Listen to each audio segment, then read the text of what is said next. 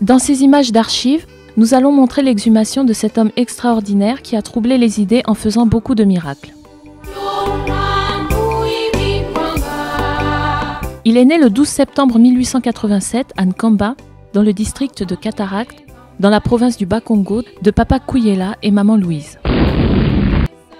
Mais ce dernier fut élevé par sa tante Kinzembo. À l'âge adulte, il se maria avec Marie Mouilou et il eut 3 fils. Ce dernier fit 4 ans d'études primaires. Comme il était un enfant exemplaire, les missionnaires protestants le nommèrent catéchiste dans son village. Vers 1918, Jésus lui confia une autre mission, celle de libérer son peuple de sa prison spirituelle. Dans un premier temps, il refusa, s'en estimant incapable. Il préférait que Jésus confie cette mission à quelqu'un de plus instruit. Mais Jésus-Christ insista. Ses appels répétitifs forcèrent Simon Kimbangu à fuir le village pour aller se réfugier dans la capitale de Kinshasa. Il se fit embaucher au HCB, huilerie du Congo belge, comme pointeur. Le fait d'avoir refusé la mission confiée par Jésus eut des incidences dans sa vie professionnelle. Son salaire disparut mystérieusement 3 fois de suite pour atterrir entre les mains d'un inconnu. Pour l'agent payeur, c'est bel et bien Simon Kimbangu qui a perçu son salaire. Pour fuir le mauvais sort qui s'acharne sur lui, Simon Kimbangu accepte la mission confiée par Jésus-Christ qui lui disait de retourner dans son village, qui sera le point de départ de sa mission. Ses amis se cotisèrent pour lui offrir 3 poissons fumés et de la chicoine, de quoi nourrir sa femme et ses 3 enfants. Mais sur la route à Kazangulu, il se fit arracher le contenu de son sac donné par ses amis, par un policier appelé Foufou. En faisant cela à un homme de Dieu, ce policier a attiré sur lui la malédiction. Tout ce qu'il pouvait manger dans sa vie était transformé en ce poisson fumé qu'il avait confisqué. Cela dura jusqu'au jour où il est allé demander pardon au 3e fils de Simon Kimbangu, qui lui arracha cette malédiction. Plus tard, il commença à guérir les gens au nom du Christ et tout le monde à présent croit en lui.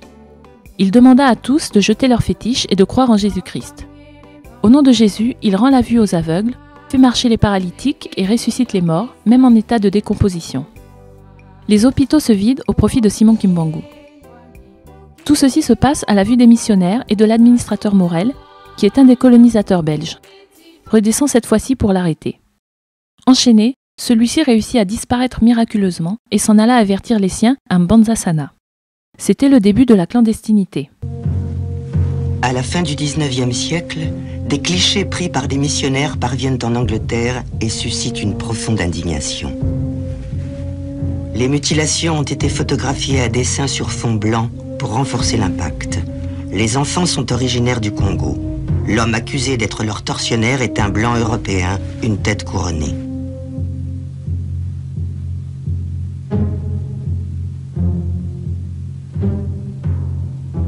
Les preuves d'un des plus grands génocides du 19e siècle ont été ignorées durant près de 100 ans. Des millions d'Africains sont morts pour assouvir la soif de richesse et de gloire d'un seul homme. Un roi a poussé la cruauté à son paroxysme, bien avant l'arrivée d'Adolf Hitler. Léopold II, roi des Belges, possède à titre privé 2,5 millions de kilomètres carrés en Afrique centrale. Il règne sur 20 millions d'Africains.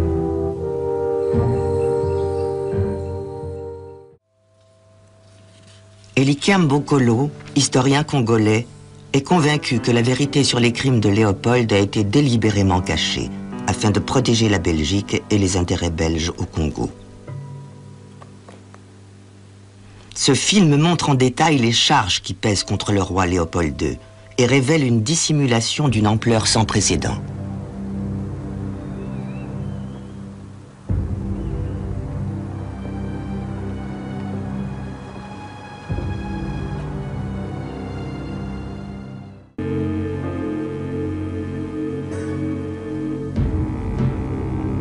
Léopold écrit un jour « Un peuple qui se contente de sa patrie et qui craint l'ombre d'un conflit n'a pas les qualités d'une race supérieure. »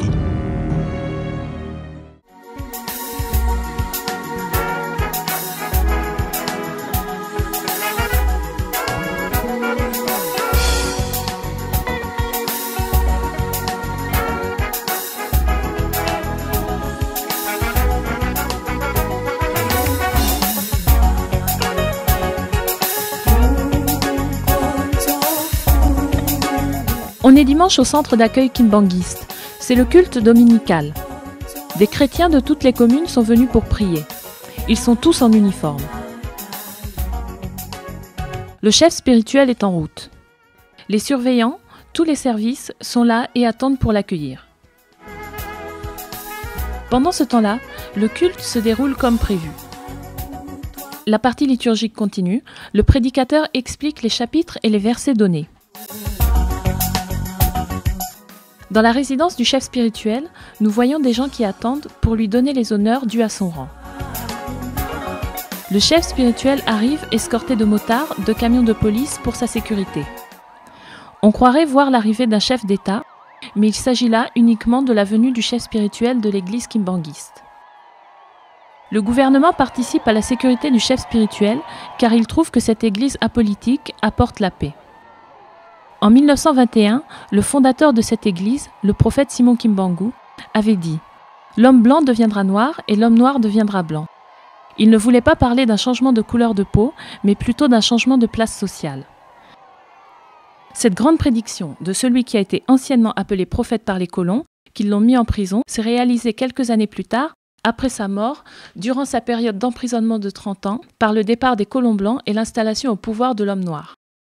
Depuis, le gouvernement veille à la sécurité du chef spirituel.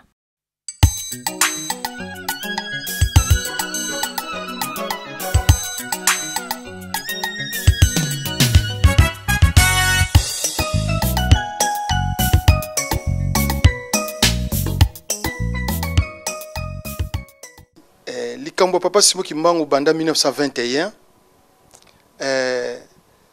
mundele to ba mindele ba colonisateur ba colon ba sali nyusu ba étouffé yango. Non peut exemple muke papa to kamata rivière ou bien source ya mai ezobima tous les jours mais aux humains belé au barré de façon que mai wane kende pas imokote pendant des années. Travail ni no sala pour na réussir que mai wane kendete mais ti mukolo mai wana il faut kaka et bima parce que mai bakanga ka nzela te il faut bima parce que comme source zo continuer ko sala mai wane ko bima likambo tata Simon Kimbangu za ndengwana ba mindele bakangi bazuma lo tata Simon Kimbangu ba camoufler ngo mais eko bima pour liloba nzambe bakanga kangote alobaki muto mwinda okoma mundele akokoma mutu mwindo atabo tokangi likambo wana c'est-à-dire ba mindele basali niso bakanga yango lokuta ekomona na miso mutu nyonso ke mutu mwindo akomi mundele akomi mutu mwindo e obosa likambo papa odiangenda papa chef spirituel ayaki ko bakisa na likambo wana libanga moko ekoki kotika la susu likolo ya moninga nango libanga te se ekolongolama yango na prier to sala na le 6 avril soki ozwi mwinda kokoma mundele kokoma mwindu elingi koloba pe en d'autres termes en masse libanga moko ekoki kotika la likolo libanga mususu te se kolongolama yango tolingi to mona sikoyo ezala les États-Unis ezala na bamboko to tangite pamba te États-Unis ezana kati ya bilaka ya église kimbangiste. Le roi ne jouit plus d'une place d'honneur. Le Congo acquiert son indépendance. Léopoldville porte désormais le nom de Kinshasa et Léopold II se retrouve à la ferraille. Pour moi, c'était Léopold II en personne. Pas la statue de Léopold II, mais Léopold II. Tellement grand, tellement haut, qui semblait être là pour m'écraser, me dominer. Et puis, pas question de passer devant le cheval. Il fallait passer derrière. C'est comme si je me sentais obligé de respirer l'odeur des excréments du cheval de Léopold II. Après l'indépendance, il était encore là. C'était une vraie provocation. Et puis enfin, est arrivé le jour où je suis là et je vois des jeunes gens tirer Léopold II. Une revanche, une joie de voir enfin ce scandale par terre, là où il devait se trouver.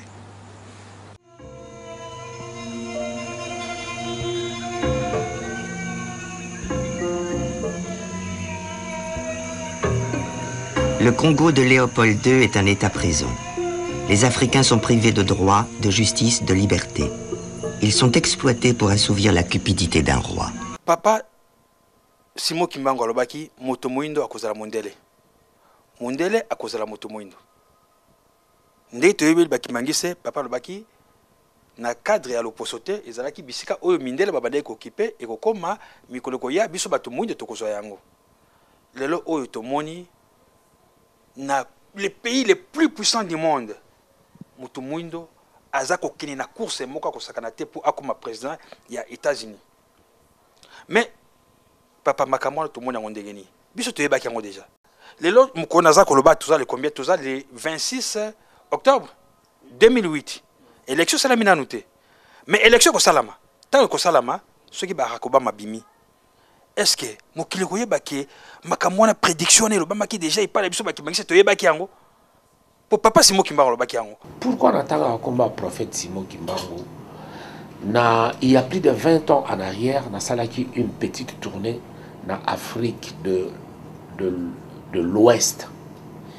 Dernier pays, on a Guinée-Conakry. Quand on a comme la Guinée-Conakry, on a une production ici, l'ambassadeur Yamboka Nanga a une petite réception à mon honneur. À Yambaki, ma collègue naïe, ambassadeur, et parmi invité, il y avait un doyen, il y a un diplomate qui était un Nigérian. Mais il a parlé de Simon Kimbangu. Il a parlé de Simon Kimbangu. Alors, Afrique, il parlait de l'Afrique noire. Il faut te reconnaître Simon Kimbangu. Alors ça m'avait vraiment beaucoup marqué, quoi.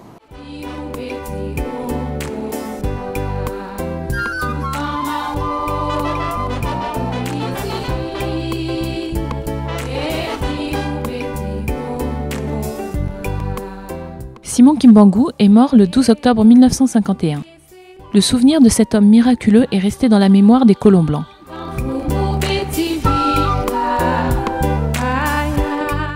Même après sa mort, il continuait à apparaître dans différentes villes et faisait des miracles. C'est ce qui poussa les colons blancs à vouloir confirmer l'hypothèse de la résurrection de cet homme, annoncée par les gardiens du cimetière. C'est pour cela que vous voyez tous ces colons blancs le jour de l'exhumation. Ils ne sont pas venus en tant qu'invités, mais en tant qu'observateurs pour voir le contenu de la tombe.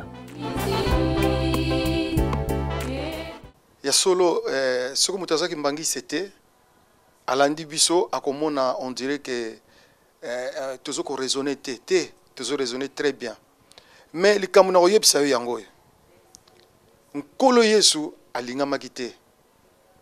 Les lots tous comment vraiment mutunyo surtout comme si tondo baba terme baba bala Jésus. Non, alinga makite. Alinga makite comment? Azaki persécuté.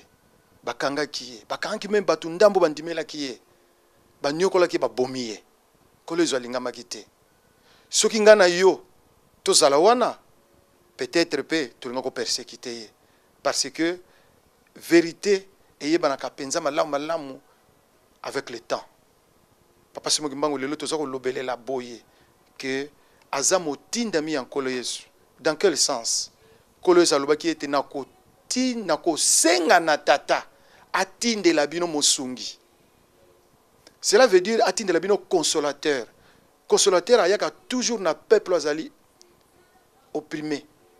Consolateur akoya devant ba milliardaire te. Kolo Yesu ou bien tata molimo centre akoko botama na Dubaï te pas ba il y a des milliardaires. Akoko botama na Arabie Saoudite là où il y a des richards. Mais à l'obi bien un peuple azali opprimé. Dans le monde entier, peuple ni nazali qui opprimé, c'est la race noire. Et na tikala na likambwa na kati ya mutu nanga tilelo. Donc c'est pour dire que Nzambe yemoka mutasala ka batu na ye. Nzambe yemoka mutasala ka batu na ye. Il y avait Abraham, il y avait Moïse, il y avait Batebele, il y avait Jésus, il y avait aussi Simon Kimbangu.